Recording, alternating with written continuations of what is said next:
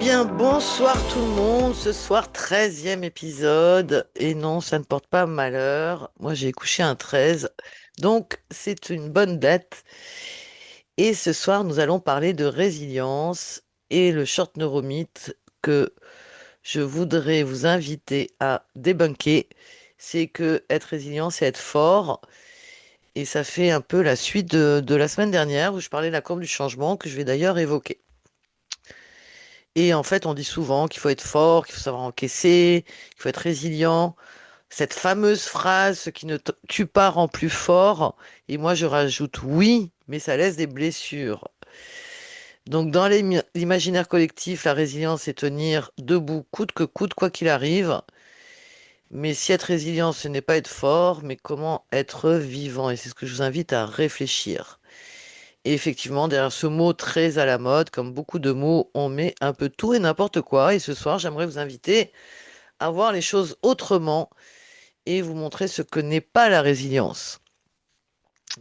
En fait, le cerveau, il n'est pas fait pour encaisser sans arrêt, sans arrêt. On est en mode suradaptation, en mode je maîtrise. Et donc, on produit beaucoup de neurotransmetteurs dans le cerveau. Et ça peut générer, à force d'avoir du stress chronique, on peut aller jusqu'au burn-out et tomber malade. Donc c'est vraiment très important d'écouter votre cerveau parce qu'il vous communique des limites. Et la réaction de stress est un mécanisme de défense qui est un message que vous devez décoder pour prendre soin de vous. Ce n'est pas ça la résilience. Ça, on n'est vraiment pas dans la résilience. C'est une mise sous tension du système nerveux et ça peut vous coûter très cher. Donc écoutez bien ce que votre cerveau a à vous dire. Ne cherchez pas à être plus fort que le stress, plus fort que le burn-out.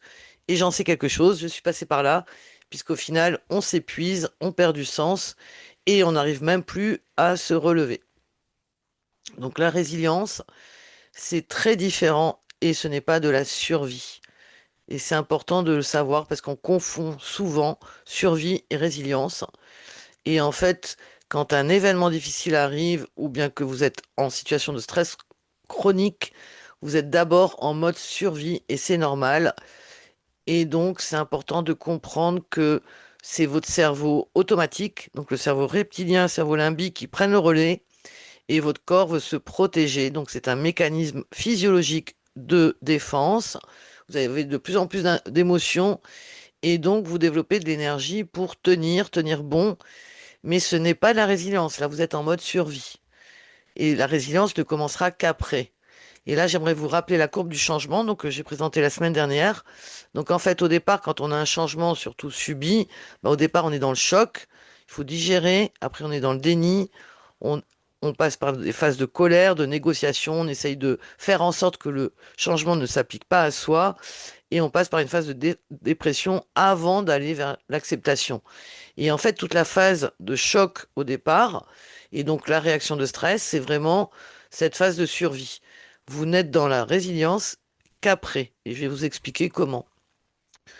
Donc en fait, la résilience ne se décrète pas, on ne dit pas, voilà, je suis résilient, mais comme vous l'avez vu dans la courbe de transformation donc du Kubler-Ross que je viens de vous montrer, on passe par différentes phases jusqu'à l'acceptation et la reconstruction.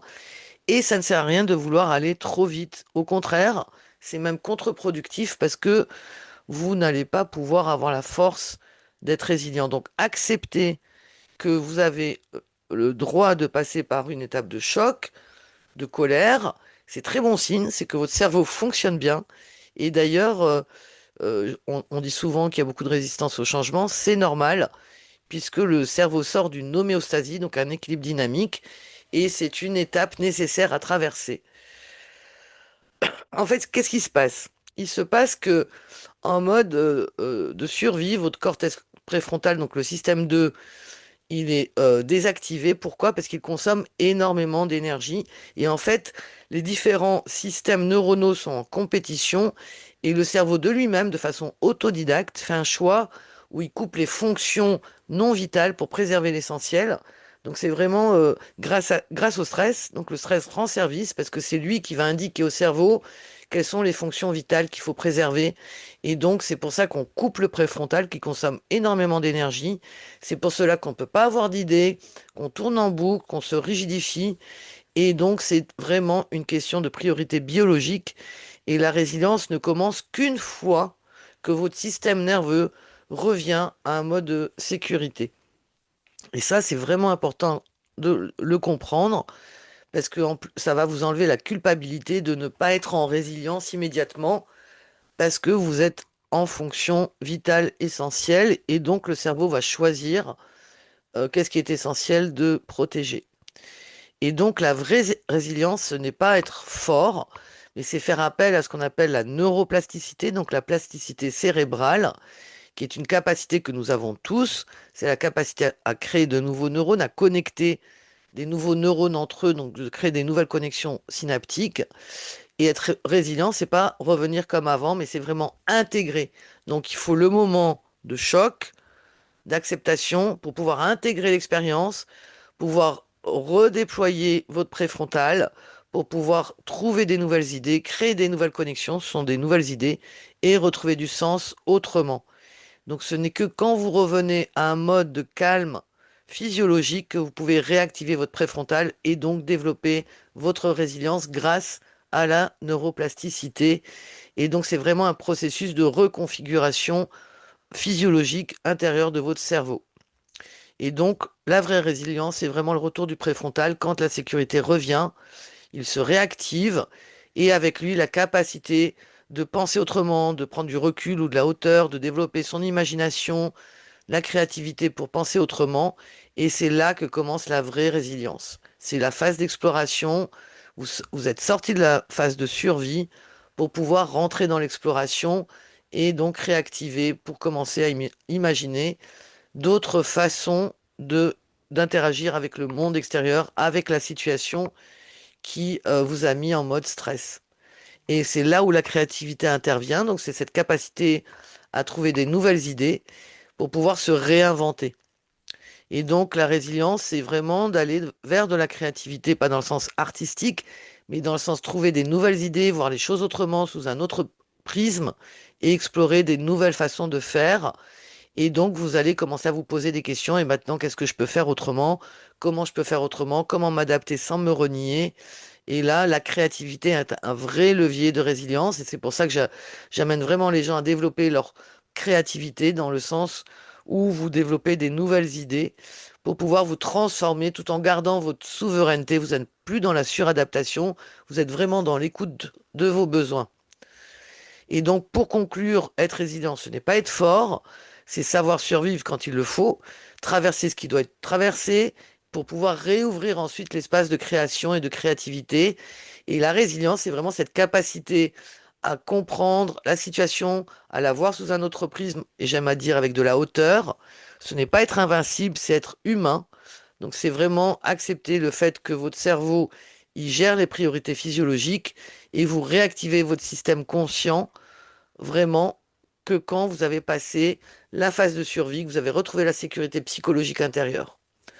Voilà ce que je voulais vous dire pour ce short neuromythe. Là, mardi prochain, je vous propose de parler de la peur. Et donc, le short neuromythe que j'aimerais débunker, c'est que la peur est un ennemi.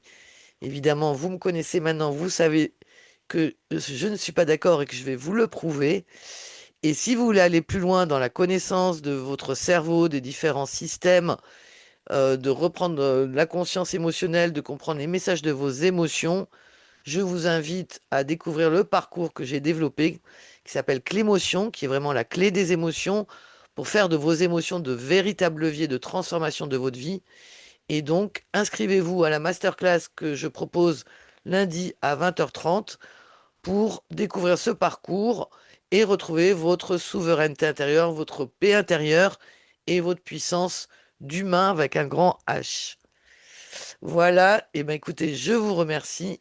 Je vais maintenant couper l'enregistrement pour inviter les personnes qui sont en live et je les remercie d'être présentes pour poser des questions, interagir.